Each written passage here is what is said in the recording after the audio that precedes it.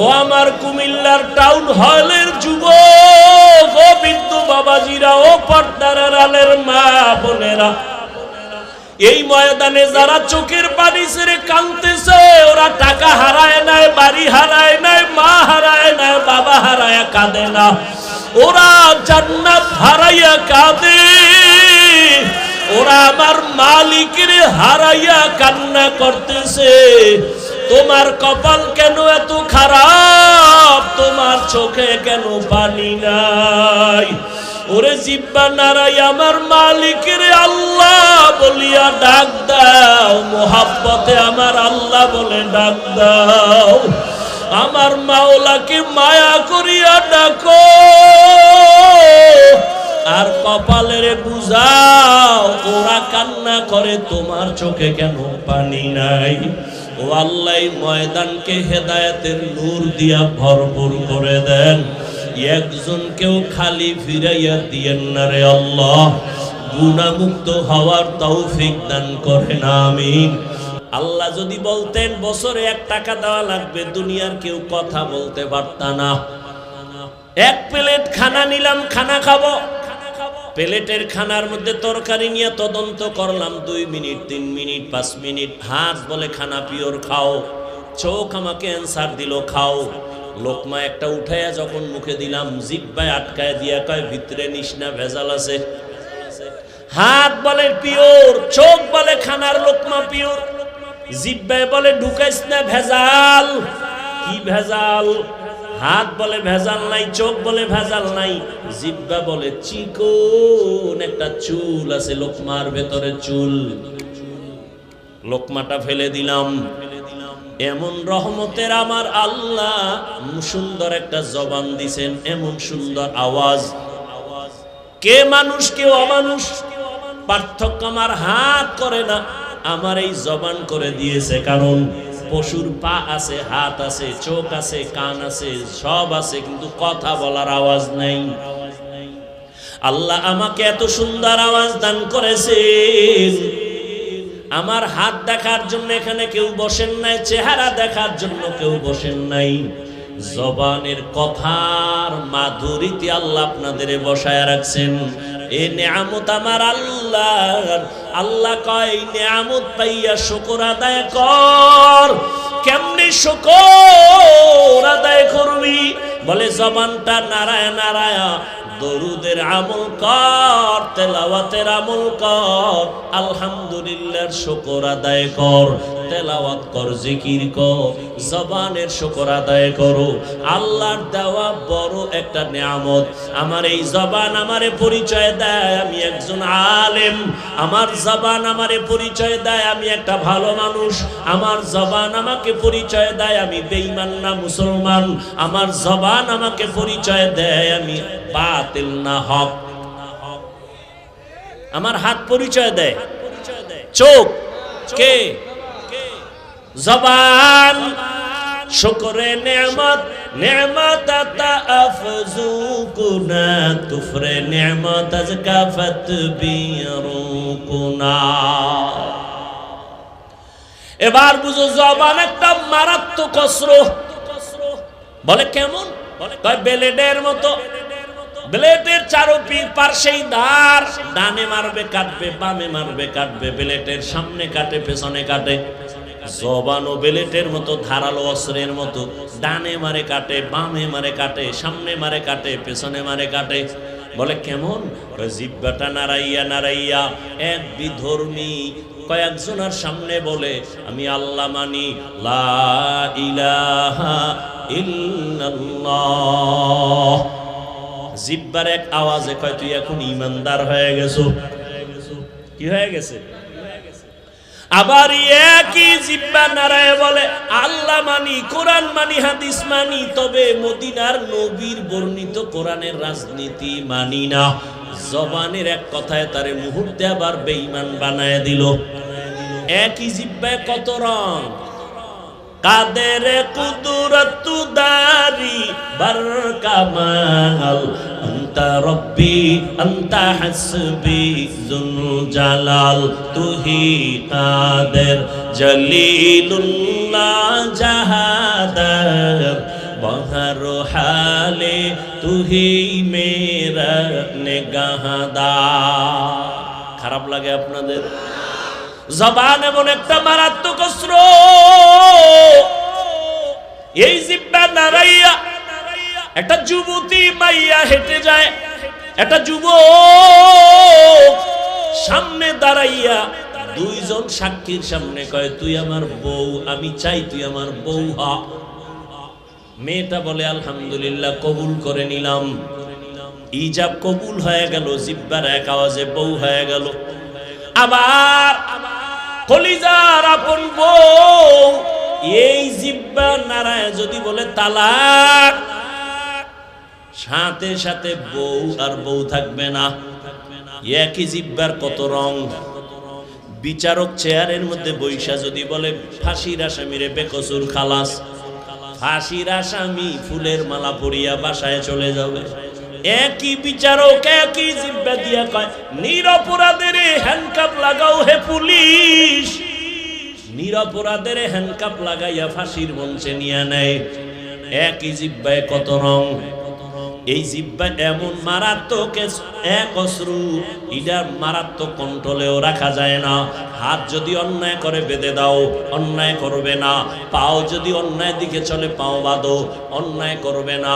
কান যদি অন্যায় কথা শুনে পট্টি লাগাও, অন্যায় কথা শুনবে না। চোখ যদি অন্যায় কিছু দেখে নেকাপ লাগাও, কালো রঙের চশমা লাগাও, খারাপ কিছু দেখবে না। কিন্তু জিহ্বা যে অন্যায় করতেছে, এটারে আটকাবো কেমনে?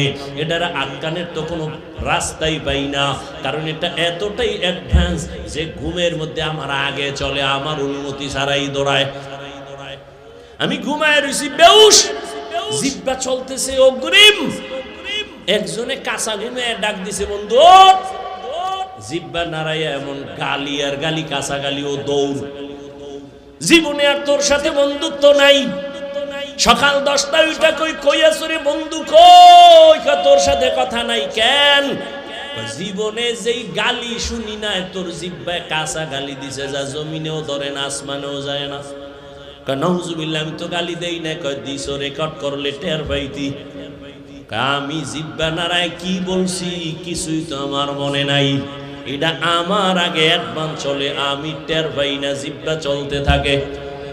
এটারে কেমনে কন্ট্রোল করবা? পা অন্যায় করে বেঁধে দাও। পাঠান বাড়ি চোর ঢুকছে, আর এক পাঠান, পাঠানের বাড়ি চোর ঢুকছে, আর এক পাঠান টের পাইয়া ধইরা পাও দুইটা খুঁটির সাথে বেঁধে খানায় গেছে। স্যার, আমার বাড়ি চোর ঢুকছে, তাড়াতাড়ি আসেন। চোর কই? খুঁটির সাথে বান্ধা রাখছি। কেমনে বাঁধছো? দোনো পাও খুঁটির সাথে বাঁধছি, না হাত বান্ধি নেই। ওসিকা তুমি কি তার সেরা? তুমি যে হাত বান্ধো না, ও যে রশি খুইলা যদি পালায়া যায়। কথা তো ঠিক। হট করে কয় টেনশন নাই ওসি সাহেব, ও পাঠান আমিও পাঠান। আমার মাথায় যেহেতু এটা ঢুকে নাই, ওর মাথায় ঢুকবে না। ওসি সাহেব হাতিয়া পাওয়ার লোভে দৌড়, গেলি হাতিয়া, গেলি হাতিয়া, এমন জোরে দৌড় দিছে। ওসি সাহেব যাইয়া দেখে সেই কুলের বলদ কুটির গোড়ায় হেরমি বয়ে রয়েছে। বয়ে বয়ে যেন কি ভাবতেছে। পা অন্যায় করে বেঁধে দাও, অন্যায় করবে না। হাত অন্যায় করে বাঁধো, অন্যায় করবে না। কান অন্যায় কথা শুনে পট্টি লাগাও, করবে না। চোখ অন্যায় জিনিস দেখে পট্টি লাগাও, দেখবে না। নেকাপ লাগাও, কিন্তু জিহ্বাটারে কেমনে বাঁধবা? রশি দিয়েও বাঁধা যাবে না। কষ্টে লাগাইবা, তাও লাগবে না। কেন? বলে জিহ্বা আমার মাওলার দেয়া নেয়ামত। অল টাইম জিহ্বার সাথে একটা পানি আল্লাহ মিশ্রিত করে দিয়েছেন। যদি জিহ্বায় পানি নাই থাকে, পাগলের মতো হয়ে যায়, শুকাইয়া যায়। ডাক্তার কয় ডায়াবেটিস বোধহয় বেড়ে গেছে, তাড়াতাড়ি মিষ্টি খাও। যেই মিষ্টি খাইলে ডায়াবেটিস বাড়ে, ডাক্তার কয় খাও, নাইলে মরলা। জিহ্বার সাথে এমন একটা লালা আল্লাহ দিয়েছেন, চেহারার মধ্যে যদি কোনো রোগ, কোনো গোডা হয়, শাহাদাত আঙ্গুলটা বের করে জিহ্বা থেকে লালা নিয়া 3 বার বিসমিল্লাহ বলে লাগাও, চেহারার কোনো গোটা তোমার থাকবে না। তবে সারা রাত মোবাইলে আকাম কইরা যদি গোটা উঠাও, ওই গোটা লালায় যাবে। এরে আমার কলিজার যুবক, সারাটা রাত দরওয়াজা জানালা বন্ধ করে মোবাইল সামনে নিয়ে জেনা করেছো, চোখের জেনা, কানের জেনা, জবানের জেনা। সারা রাত্র কবিরা গুনাহ দেখে দেখে চেহারাটা নষ্ট, চেহারার মধ্যে কোনো নূর নাই, কোনো আকর্ষণ নাই, দেখলে মায়া লাগে না। সারা রাত্র মোবাইলে গুনাহ দেখেছো, এ কারণে আমার আল্লাহ বেজার। ঘরে ঘরে মোবাইলের জেনা। শুধু কি তাই? এই মোবাইলের দ্বারা তোর কিডনি দুর্বল, হার্ট দুর্বল, ব্রেন দুর্বল, চোখের পাওয়ার দুর্বল, খবর নেই। আমার দুঃখ লাগে, যুবকেরা বাঁচতে চাও বেশি, কিন্তু হাতের মধ্যে মেশিন লইয়া ঘুরো, তাড়াতাড়ি মরার মেশিন। আজকে বাসায় যাইয়া গুগলে লিখবি টাচ মোবাইল দেখলে শরীরের অঙ্গ প্রত্যঙ্গের কি কি ক্ষতি হয়, চিকিৎসা বিজ্ঞানীরা সুন্দর ডিটেলস ওখানে লিখে রাখছে। আমি বলি তোর কানে যায় না, চিকিৎসা বিজ্ঞানীরা বলছে এটা তুই ফালায় দিবি কোথায়? এই মোবাইলের কারণে কিডনি দুর্বল, হার্ট দুর্বল, ব্রেন দুর্বল, চোখের পাওয়ার থাকে না, বুকে ব্যথা বেড়ে গেছে, মাথা ব্যথা বেড়ে গেছে, যৌবন থাকে না। এরে যুবক, অল্প দিনের মধ্যেই না জানি আবার পঙ্গু হয়ে বিছানায় পড়ে যাও রে বাবা। আবার নতুন আর একটা মরণ ফাঁদ কিনা লইছো, যার নাম হলো বাইক। কি নাম? বাইক। বাইক মরণের নতুন ফাঁদের নাম বাইক। যুবকদের মরণের আর একটা নতুন ফাঁদ, এটার উপরে উঠলেই শরীর খালি আগুন বাইর হয়, আগুন। কি আর শীত, চাদর মাদর ফালায় দিয়ে কোনো শীত নাই। বাইকের উপরে বসলেই খালি গরম, আর পেছনে যদি কোনো বিপরীত পার্স বসে তো আরো গরম। সকাল 10টার সময় উঠে আম্মু কি পদুয়ার বাজার বিশ্ব রোড যাবো। কেন? কয় মা আমার এক বন্ধু আসছে, মোলাকাত করে আসবো, বাইক নিয়ে যাব। আম্মু বলে কত সময় লাগবে? কয় 1 ঘন্টা সময় লাগবে। চলে আসিস বাবা তাড়াতাড়ি। সন্তান বাইকে উঠছে, একটা দৌড়, দৌড়াইয়া 1 ঘন্টার মধ্যে চলে আসবে। আম্মা জান কাজ করে করে করে করে ঘড়ির দিকে তাকায়, 1 ঘন্টা হয়ে গেল আসে না কেন? 2 ঘন্টা হয়ে গেল আসে না কেন? 3 ঘন্টার সময় পরিমাণ যখন হয়ে গেল, মার অন্তরে একটা বাড়ি মারছে। দ্রুত টেলিফোন করেছে, বাবার মোবাইলে ধরে না ধরে না ধরে না, বারবার কেটে যায় কেটে যায় কেটে যায়। হঠাৎ করে কে যেন রিসিভ করলো, অন্য অচেনা এক কণ্ঠের আওয়াজ। ডাক দিয়া বলে কে তুমি? বলে মোবাইলওয়ালার মা। বলে মোবাইলওয়ালার বাবা কি নাই? বলে আছে, তাড়াতাড়ি দাও। মা দৌড়ায় কয় দেখো তোমার ছেলের মোবাইলটা কে যেন ধরলো, তাড়াতাড়ি কথা বলো। বাবা এখানে লাগায় কয় কে তুমি? কে তুমি? বলে মোবাইলওয়ালার বাবা। বাসা কই? বলে টাউন হলের পাশে আমার বাসা। কয় দ্রুত চলে আসো, তোমার সন্তানের লাশটা নিয়ে যাও তাড়াতাড়ি। বাইক এক সাইডে পড়ে আছে, রাস্তার পাশে তোমার ছেলে পড়ে আছে, মাথা ফেটে রক্তক্ষরণ হচ্ছে, নিয়ে যাও। এই বেটা বানায় বলতেছি, বাঁচতে চাও বেশি, কিন্তু যেই মেশিন লয়ে ঘুরো এটা তাড়াতাড়ি মরার মেশিন। মোবাইল তোর জীবন ধ্বংস করে দিবে অল্প টাইমের ভেতরে। ভালো মানুষ, ডাক্তার কয় রোগ নাই, হঠাৎ করে বুকে ব্যথা, ধর ধৈর্য দেখে নাই, রোগ নাই, হঠাৎ মরলো কেন? হঠাৎ নতুন এক হঠাৎ রোগের জন্ম নিছে। হঠাৎ রোগ নাম কি? মোবাইল আরো আকাম কর, তাড়াতাড়ি দেখবি বিদায় নেওয়ারও টাইম থাকবে না। বেয়াদবি ক্ষমা চাই সবার কাছে, দুশ্মনির জন্য বলি না, তুমি আমার কলিজার বন্ধু, কলিজা দিয়া ভালোবাসির যুবক, তুমি এই দেশের একজন সম্পদ। আল্লাহ তোমাকে এই পরিমাণ মেধা দান করেছেন, তোমার একটা যুবকের মেধা দিয়া গোটা দুনিয়াটাকে নিয়ন্ত্রণ করা সম্ভব। কিন্তু সেই মেধাটা যদি কাজে লাগায় তুমি বড় হও, আমি কলিজা দিয়া দোয়া করে যাই কুমিল্লার জমিনে। আমি কিন্তু এতক্ষণ চিল্লাইয়া চিল্লাইয়া অনেক কথা বলছি, কিন্তু একবারও আমি বলি নাই যে তাবলিগে যাও, পীরের কাছে যাও, আমার মতো পাঁচকল্লি লাগাও, কওমি মাদ্রাসায় যাও, একবারও বলি নাই। বয়ানের শেষ পর্যন্ত টেনশন নাই, বলবো না, কোনো ভয় নাই। বরং আমি যুবকের পক্ষে কথা বলে যাব, রে বাবা স্কুলে পড়ো ধন্যবাদ, কলেজে পড়ো ধন্যবাদ, আমি তোমাকে সাহস দিয়া যাব, কলেজ ছাড়বা না, স্কুল ছাড়বা না। আমি দোয়া করে যাই, সাহস দিয়া যাই, তুমি একজন ডাক্তার হও, ইঞ্জিনিয়ার হও, প্রফেসর হও। আমি দোয়া করি তুমি একজন ব্যবসায়ী হও, চাকরিজীবী হও। তবে আমার ছোট্ট একটা দাবি, বেয়াদব হইও না। লিকুল্লি শাইইন জিনাতুন ফিল ওয়ারা ওয়া জিনাতুল মারই তামামুল আদাবি। আজ খোদা খাহি মে তৌফিক আদব, বেআদব মাহরুম গাশত আজ ফজলে রা। ও আমার কলিজার যুবক, জবানের কেমনে কন্ট্রোল করবা, কষ্টের দিয়েও বাধা যাবে না, পানি লাগানো। যেহেতু কথাটা বলিয়েই ফেললাম, একটা ঔষধ দিয়ে যাই। ঔষধ মানবা কিনা জানি না, দিল দিকে ভালোবাসি বিদায় এই জন্য বলে গেলাম। যারা তোমরা রাতের বেলা, রাতে তো ঘুমাও না, কইয়াও লাভ কি? এ গজবে ধরছে, রাতের ঘুম নাই। এরা দিনের রাত বানায় ফেলাইছে পর্দা লাগাইয়া। অথচ সারা দুনিয়ার চিকিৎসা বিজ্ঞানীরা একমত, লিখে রাখো, মানুষের জীবনের সুস্থতা থাকার জন্য আল্লাহর দেওয়া মহা একটা ফ্রি ঔষধ হলো রাতের ঘুম। আমি হাফিজুর রহমান রাতের বেলা ঘুমাইতে চাইলেও পারি না। বয়ান কইরা কইরা বাসায় যাইতে যাইতে ফজরের টাইম হয়ে যায়।